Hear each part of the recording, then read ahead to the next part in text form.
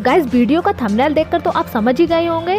जी हाँ, आज हम बात करेंगे इंडिया की शान, पूरी दुनिया में इंडिया का नाम रोशन करने वाले the missile man of India कहे जाने वाले मिस्टर एपीजे अब्दुल कलाम के बारे में। तो गाइस वीडियो में अंत तक बने रहें। ये वीडियो एक गेम चेंजर वीडियो है जो आपकी जिंदगी बदल सकती है। तो चलिए वीडियो शुरू करते हैं।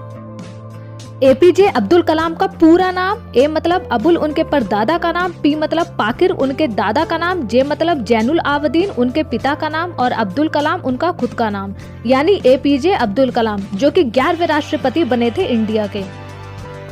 इनका कार्यकाल 2002 से 2007 तक चला। एपीजे अब्दुल कलाम का जन्म 15 अक्टूबर 1931 को रामेश्वरम के तमिलनाडु में एक कमजोर आर्थिक स्थिति के मुसलमान परिवार में हुआ था। पेशे से इनके पिता एक नाविक यानी मल्लाह थे जो नाव चलाने का काम किया करते थे।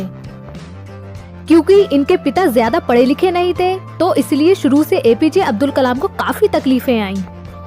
एक बार क्लास में उनका एक दोस्त हुआ करता था जो कि एक मुख्य पुरोहित का बेटा था, जिसके साथ पहली बेंच पे बैठा देख के मास्टर जी नाराज हो गए। एक मुसलमान लड़का प्रमुख शास्त्री के बेटे के साथ पहली बेंच पर कैसे बैठा है। मास्टर जी ने एक लगा के मारा अब्दुल कलाम को और कहा, चल पीछे वाली बेंच पर बैठ जाकर। अब्दुल कलाम चुपचाप जाकर पीछे बैठ गए और मन ही मन सोचने लगे कि मैं पीछे बैठकर ही दुनिया बदलूंगा और पीछे बैठना कोई मायने नहीं रखता। इसलिए वो कहा करते थे कि देश का सबसे अच्छा दिमाग क्लासरूम की सबसे पीछे वाली बेंच पर भी मिल सकता है। 8 साल की उम्र में जब ये बहुत छोटे थे तब इनके गांव से कई किलोमीटर दूर एक मास्टर जी हुआ करते थे जो कि कहा करते थे कि जो बच्चा सुबह 4 बजे नहा धोकर पढ़ने आएगा, 4 से 5 1 घंटा मैं उसे फ्री पढ़ाऊंगा। क्योंकि इनका परिवार बहुत बड़ा था तो इसके चलते पैसों की भी तंगी बहुत रहा करती थी। अब्दुल कलाम को पढ़ाई से बहुत प्यार था, इसलिए वो मास्टर जी की फ्री क्लास लेने के लिए रोज सुबह 3 बजे उठकर कई किलोमीटर दूर मास्टर जी की फ्री क्लास लेने जाया करते थे। और वो दिन भर यात्रियों को एक स्थान से दूसरे स्थान ले जाने के लिए नाव चलाया करते थे ताकि कुछ पैसे कमा सकें और अपने पापा की मदद कर सकें। और फिर रात को वो मिट्टी के तेल वाली लालटेन जलाकर पढ़ाई किया करते थे, क्योंकि उनके घर में बिजली की सुविधा नहीं थी। अब्दुल कलाम जी कहा करते थे, इंतजार करने वालों को सिर्फ उतना ही मिलता है जितना कोशिश करने वाले पीछे छोड़ जाते हैं। इसलिए गाइस कोशिश करते रहना चाहिए। हाई स्कूल इन्होंने रामनाथपुरम के एक स्वेटर्ड हायर सेकेंडरी स्कूल से किया। एक दिन ये अपने स्कूल में गलत क्लास में चले गए। टीचर ने इन्हें जोर से चपत लगाते हुए कहा, ये मैथमेटिक्स की क्लास है, तुम्हें यही नहीं पता तुम किस क्लास में जा रहे हो, तुम क्या पढ़ाई करोगे। ये बात अब्दुल कलाम के दिल पर लग गई और इतनी मेहनत की कि मैथमेटिक्स में 100 में से 100 नंबर ले आए। टीचर भी हैरान हो गया। गाइस इसलिए कहते हैं अगर आप सूरज की तरह चमकना चाहते हैं तो पहले आपको सूरज की तरह जलना होगा। इन्हें बचपन से ही आसमान में उड़ने की इच्छा थी। इन्होंने MIT कॉलेज में एरोनॉटिक्स की पढ़ाई करने के लिए दाखिला लिया। बहन ने अपने सारे जेवर गिरवी रखकर 1000 रुपए इकट्ठा करके फीस के लिए दिए। अब सब्जेक्ट एरोनॉटिक्स था तो विमान की डिजाइन बनानी थी, तो ये पूरी मेहनत से विमान की डिजाइन बनाने में लग गए।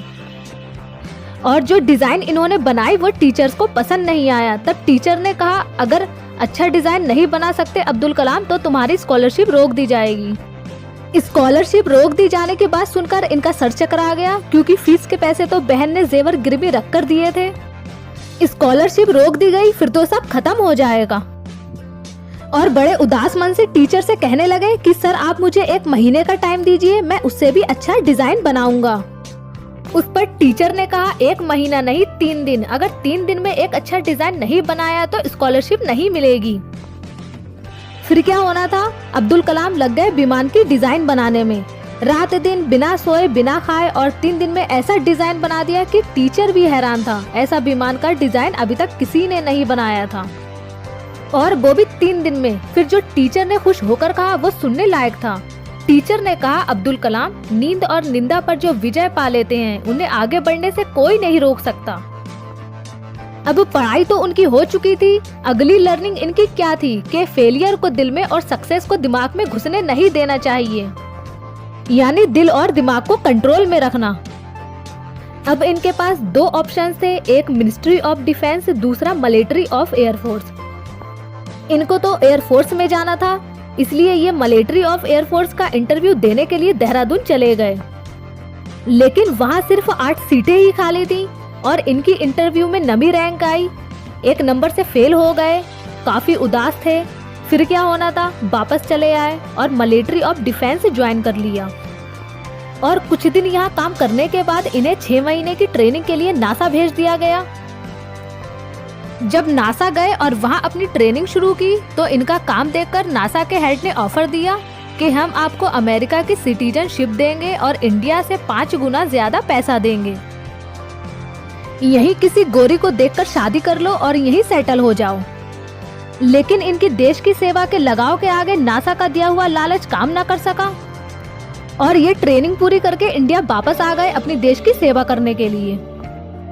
इंडिया आकर इन्होंने इसरो यानी इंडियन स्पेस रिसर्च ऑर्गेनाइजेशन की शुरुआती टीम के साथ ज्वाइन किया और अपनी मेहनत और देश के प्रति लगाव के चलते ये आगे चलकर इसरो के डायरेक्टर बने। और इन्होंने देश के हित में बहुत से ऐसे काम किए जो नाकाबिले तारीफ हैं, जैसे कि इन्होंने इंडिया को अपने बहुत सारे मिसाइल से दिए, पूरी दुनिया में सबसे सस्ता रॉकेट लॉन्चर दिया और इंडिया को एक अलग पहचान दिलाई।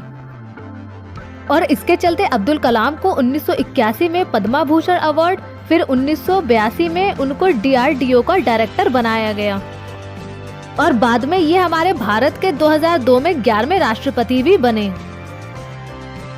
और 27 जुलाई 2015 को ये महान इंसान हम सबको अलविदा कहकर चला गया। गाइज, इसमें सीखने लायक बात यह है कि चाहे जितनी भी असुविधाएं आपके जीवन में हो, अगर आप उन असुविधाओं को समस्या ना मानकर अपने लक्ष्य की ओर पूरी लगन से लगे रहते हैं तो आपको अपने जीवन में आगे बढ़ने से कोई नहीं रोक सकता। इसकी जीती जागती मिसाल है APJ अब्दुल कलाम, जिनका जीवन असुविधाओं से भरा हुआ था, उसके बावजूद भी वो भारत के राष्ट्रपति बने। इसलिए guys, be positive and be focused.